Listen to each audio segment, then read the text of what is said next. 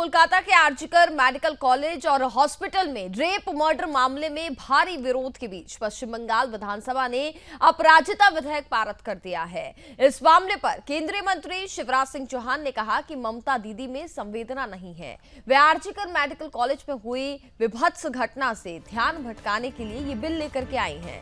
शिवराज सिंह चौहान ने कहा कि इस घटना के अपराधियों को फांसी की सजा मिलनी चाहिए, लेकिन क्या इस कानून के तहत संदेशखाली के आरोपी शेख शाहजहां जैसे लोगों को भी फांसी दी जाएगी?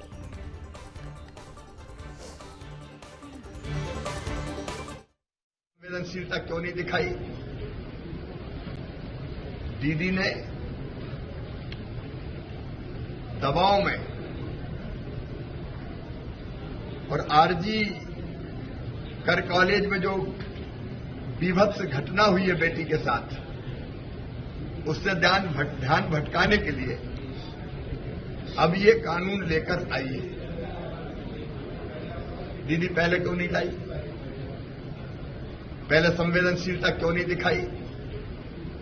और इस कानून के तहत मैं एक ही सवाल करना चाहता हूं, आरजीकर कॉलेज की घटना में जो अपराधी है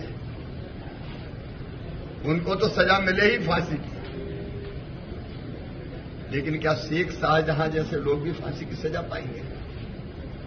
संदेशखाली में कितनी बहनों ने शिकायत की, उत्पीड़न की कितनी घटनाएं सामने आई। दीदी जवाब दे, क्या शेख शाहजहां जैसे लोगों को भी इस कानून के अंदर फांसी की सजा दी जाएगी? ये केवल भटकाने के लिए इस तरह के कानून बनाने का कोई अर्थ नहीं। दीदी ने दबाव में और आरजी कोलकाता के आरजीकर अस्पताल में लेडी डॉक्टर के साथ रेप मामले को 1 महीना हो गया, लेकिन जनता का गुस्सा कम नहीं हो रहा। आपको बता दें कि न्याय की आस में आज भी सैकड़ों जूनियर डॉक्टर अस्पताल के बाहर धरना दे रहे हैं। उनकी अपील पर बुधवार आधी रात लोगों ने अपने घरों की बत्तियां बुझा दी। राजभवन में भी सन्नाटा पसर गया, सड़कों पर खामोशी नजर आई। बाद में बताया जा रहा है कि स्टूडेंट्स ने जूनियर डॉक्टर की याद में मोमबत्तियां और दिए जलाए, पीड़िता की याद में मौन रखा। इसी के साथ डॉक्टर बिटिया के माता पिता और परिवार के अन्य सदस्य भी इस विरोध प्रदर्शन में शामिल हुए। ममता बनर्जी ने इस पर अब तक क्या कार्रवाई की? क्या ममता सरकार और ममता की पुलिस को ये सब करने में शर्म नहीं आई? देखिए हमारी ये खास रिपोर्ट। आज तक हमने ऐसे मामले खूब देखे हैं जिनमें ये सामने आया है कि पुलिस वाले को रिश्वत लेते हुए पकड़ा गया है, लेकिन बंगाल से ऐसा मामला सामने आया है जिसमें पुलिस वाले रिश्वत देने की कोशिश करते हुए पकड़े गए हैं। जी हाँ, कोलकाता के आरजीकर अस्पताल में हुई डॉक्टर की रेप हत्या मामले में पीड़ित परिजनों ने गंभीर आरोप लगाकर एक बार फिर कोलकाता पुलिस पर सवाल खड़े कर दिए हैं। मृतका के माता पिता ने जहां पुलिस पर घूस देने का आरोप लगाया है, वहीं पीड़िता की मौसी ने कोलकाता पुलिस की मानवता पर सवाल खड़े किए हैं। सामने आई वीडियो और खबरों के अनुसार पीड़िता की मौसी ने कहा कि जब घर में माता पिता के सामने बेटी का शव पड़ा था तब पुलिस पैसे दे रही थी। क्या यही पुलिस की मानवता है? जब तक अंतिम संस्कार नहीं हुआ तब तक 300-400 पुलिस वाले हमें घेरे हुए थे, लेकिन अंतिम संस्कार के बाद वहाँ एक भी पुलिसकर्मी नहीं दिखा। परिवार क्या करेगा? वे कैसे घर जाएंगे? पुलिस ने कोई जिम्मेदारी नहीं ली। अंतिम संस्कार होने तक पुलिस सक्रिय थी और उसके बाद वे पूरी तरह से गायब हो गए। क्या यही पुलिस की मानवता है?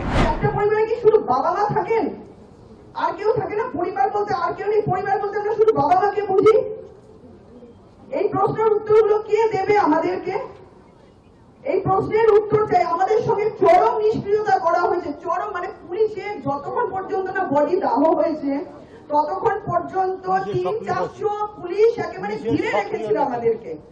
যেই মুহূর্তে আমাদের মেয়ের বডি দাহ হয়ে গেল আর একটা পুলিশ নেই, কি করে পরিবার আসবে, কি করে কে আসবে, কারোর কোনো দরকার পড়েনি, কারোর কোনো জানার দরকার নেই। সেই মানুষগুলো যদি শ্মশানেও থেকে যেত তাহলে হয়তো থেকে যেত। এতটা সক্রিয় ছিল পুলিশ বডি নিয়ে যাওয়া পর্যন্ত। যখন দাহ হয়ে গেল তখন পুলিশ নিষ্ক্রিয় হয়ে গেল। ঘরে ঢুকে পুলিশ টাকা অফার করছে বাবা মাকে। যেখানে আমরা আমাদের মেয়ের বডি নিয়ে বসে রয়েছি ঘরে, পরিবারের প্রত্যেকটা লোক চোখের জলে তাকাতে পারছি না, তখন পুলিশ গিয়ে টাকা অফার করছে আমাদেরকে। এটা পুলিশের মানবিক মুখ। তারা আবার বলছেন যে আমরা সব ঠিক কাজ করেছি, আমরা সব দায়িত্ব পালন করেছি। এটা কি দায়িত্ব পালন করে এটাকে? बता दें कि इससे पहले पीड़िता के माता पिता ने भी कोलकाता पुलिस की भूमिका पर कई सवाल उठाए थे। उन्होंने कहा था, पुलिस एकदम शुरुआत से ही केस को निपटाने का प्रयास कर रही है। हमें बॉडी को देखने की इजाजत भी नहीं दी थी। हमें उस समय भी थाने के बाहर इंतजार करना पड़ा जब शव को पोस्टमार्टम के लिए ले जाया जा रहा था। बाद में जब शव मिला तो एक वरिष्ठ पुलिस अधिकारी ने हमें पैसे देने की बात कही, जो हमने फौरन नकार दी। हमारी बेटी इस अस्पताल में खत्म हो गई। हम चाहते थे कि वह डॉक्टर बने, लेकिन आज हमारे पास हमारी बेटी नहीं, हमारे पास सिर्फ सवाल है। हमें सुबह 11 बजे बताया कि उसने आत्महत्या कर ली है, लेकिन बेटी की हालात ने बता दिया कि आत्महत्या नहीं है। हमें उसे देखने में 3 घंटे लग गए। हमने पुलिस से उसे देखने के लिए विनती की, लेकिन हमें अंदर नहीं जाने दिया। उन्होंने पोस्टमार्टम करने में भी देरी की, साथ ही FIR में भी देरी की गई। ऐसे न जाने कितने सवाल अपने जवाब का इंतजार कर रहे हैं और बेटी की आत्मा अपने साथ हुई बर्बरता के इंसाफ का इंतजार कर रही है। अब सवाल ये खड़ा होता है कि आखिर पुलिस को किसने मजबूर किया कि इस मामले को पैसे देकर दबाया जाए? क्या इसमें भी ममता की साजिश थी? और यदि ममता की साजिश नहीं थी तो ममता ने पुलिस प्रशासन पर अब तक कोई कार्रवाई क्यों नहीं की? Bureau report, Sudarshan news.